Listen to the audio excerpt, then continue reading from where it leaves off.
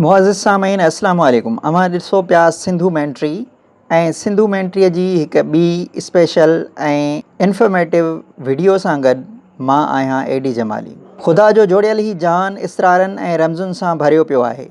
हज़रत इंसान जेको पंहिंजी तख़लीक़ खां वठी हेल ताईं हमेशह उन्हनि रमज़ुनि खे सम्झण लाइ सदाईं सोचींदो रहियो आहे, अहिड़नि ई सिज जीअं अयां इसरारनि मां हिकु इसरार ग्रहण बि आहे।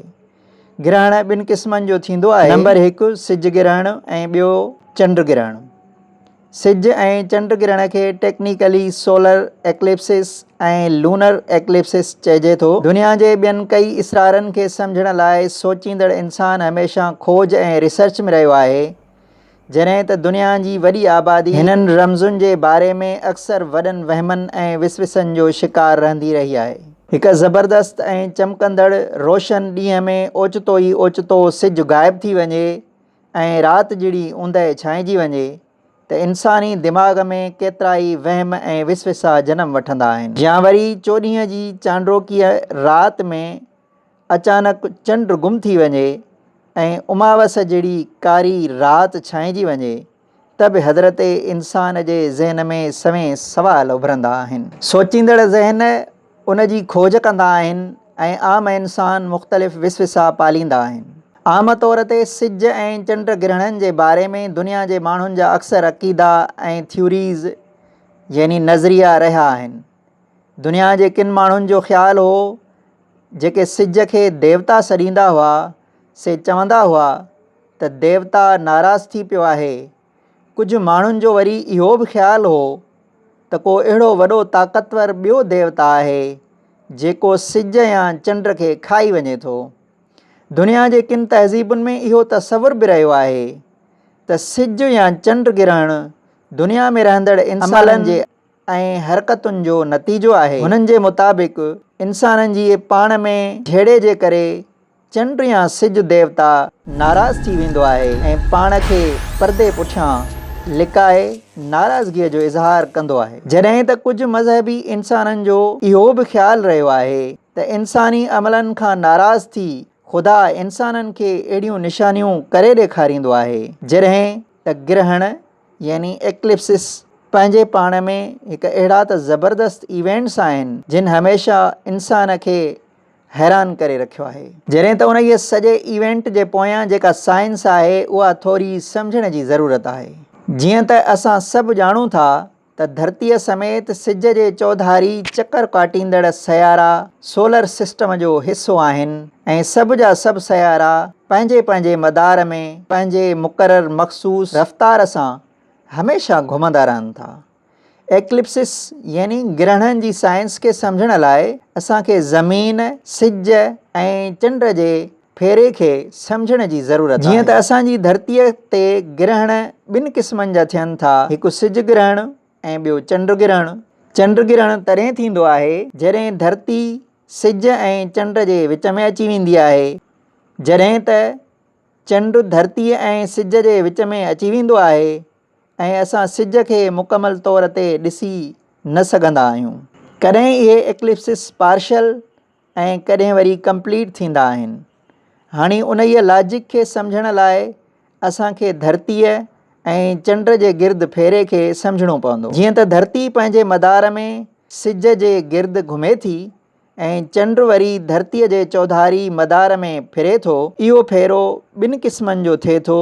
इहे ॿई जिस्म पंहिंजे पंहिंजे मदार में मुकमल रिवाल्व बि कनि था ऐं रोटेट बि कनि था। धरतीअ जी पंहिंजे मदार ते रोटेशन जी स्पीड बेहद तेज़ आहे। हिन जी स्पीड 67,000 किलोमीटर फ़ी कलाक हूंदी आहे। हाणे अचो त ग्रहणनि जी साइंस खे सम्झूं।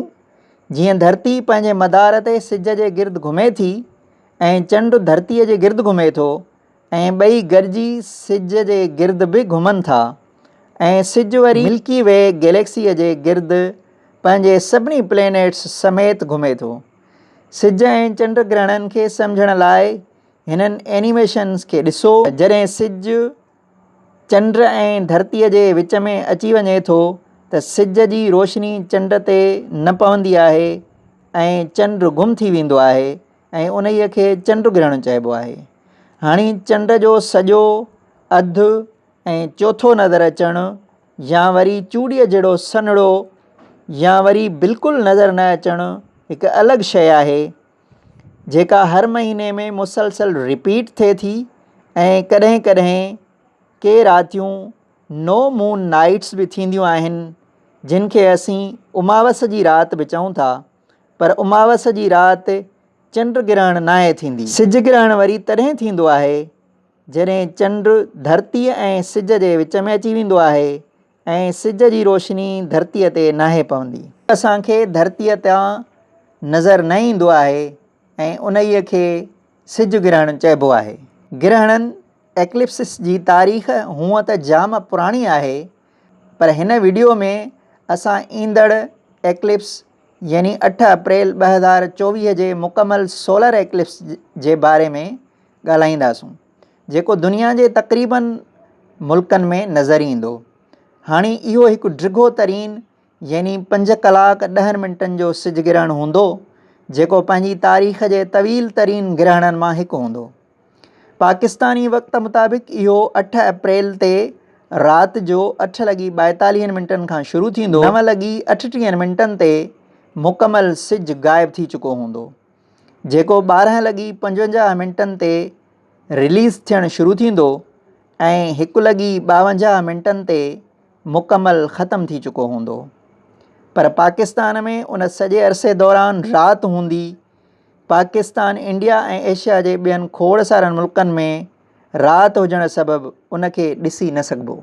हाणे ॻाल्हि कयूं था उन जे इम्पैक्ट्स यानी असरात जी।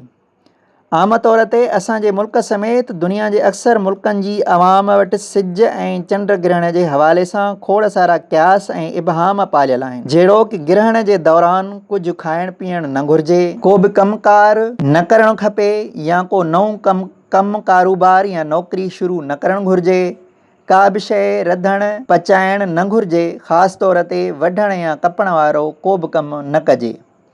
औरतूं बिल्कुलु ॿाहिरि न निकिरनि ऐं ख़ासि तौर ते पेट वारियूं यानी हामला औरतूं सफ़ा चुरपुर बंदि करे सिधो थी पंहिंजी जाइ ते सुम्ही रहनि, न त संदनि ॿार खे नुक़सानु थी सघे थो। कुझु माण्हुनि जो इहो ख़्याल बि आहे त पाण में ॻाल्हाइण बि न खपे, झेड़े थियण जो ख़तरो रहे थो। जॾहिं पाकिस्तान ख़ासि तौर इंडिया में एस्ट्रोलॉजी या पामिस्ट्री जी फील्ड जा माण्हू ऐं ज्योतिषी क़िस्म जा प्रोफेशनल माण्हू अहिड़नि इवेंट्स खे पंहिंजे कमाइण जो ज़रियो बणाए मुख़्तलिफ़ माण्हुनि खे मुख़्तलिफ़ क़िस्म जा ॾस पंध ऐं एहतियात ॿुधाए पिया पैसा वठंदा आहिनि। हाणे ॾिठो वञे त जेके माण्हू उन्हनि ॻाल्हियुनि ते यकीन रखंदड़ हूंदा आहिनि उहे ॿिन्ही सूरतुनि में उन्हनि जो शिकार ज़रूरु थींदा आहिनि ऐं उन्हनि खे सही मञींदा आहिनि। जेकॾहिं कुझु थी पियो त चवंदा ॾिठई मूं फलाणे ज्योतिषीअ जी ॻाल्हि ते अमल न कयो ऐं एहतियात न कयमि तॾहिं ही थी वियो। ऐं जेकॾहिं कुझु बि न थियो त चवंदा मूंखे ख़बर पइजी वई, मूं एहतियात कयो ऐं मां बची वियुसि। हक़ीक़त हीअ आहे त हीउ हिकु फितरी ऐं मुकमल साइंसी अमल आहे। हिन जो अहिड़ियुनि सुपरस्टिशियस ॻाल्हियुनि ऐं हवालनि सां को तालुक़ु नाहे। बाक़ी उन ई सॼे अमल जा कुझु साइंटिफिक असरात जेके माहौलियाती आहिनि उहे ज़रूरु थींदा आहिनि। जीअं सिज जी रोशनी मुकमल गायब थी वञण जे करे टेम्परेचर घटिजी वञणु, ऊंदहि गहरी थियणु ऐं ॾींहं में राति थी वञणु। बाक़ी कुझु एहतियात आहिनि जेके इंसानी नज़र ऐं अखियुनि जे हवाले सां आहिनि। जेकॾहिं सिज ग्रहण ॾिसणु चाहियो था एक्लिप्स ग्लासिस या वरी वेल्डिंग ग्लासिस पाए पोइ ॾिसो, न त अखियुनि खे नुक़सानु थी सघे थो जेको सिज जे अल्ट्रावायलेट रेज़िस जे करे थींदो आहे ऐं इहो आम ॾींहंनि में बि सिज ॾांहुं ॾिसण सां थींदो। पर छो त आम ॾींहंनि में माण्हू आम तौर ते सिज ॾांहुं नाहिनि निहारींदा, तंहिं करे अहिड़े क़िस्म जूं एहतियात या हिदायतूं आम तौर ते ॾिसण लाइ न मिलंदियूं आहिनि। पंहिंजे दोस्तनि ऐं अज़ीज़नि जे इल्म लाइ वीडियो खे वधि खां वधीक शेयर कंदा, चैनल खे सब्सक्राइब कंदा, लाइक कंदा ऐं वधीक का ॼाण ऐं सवाल हुजे त कमेंट कंदा। वरी ॿी कंहिं वीडियो में मिलंदासीं। अल्लाह वाही।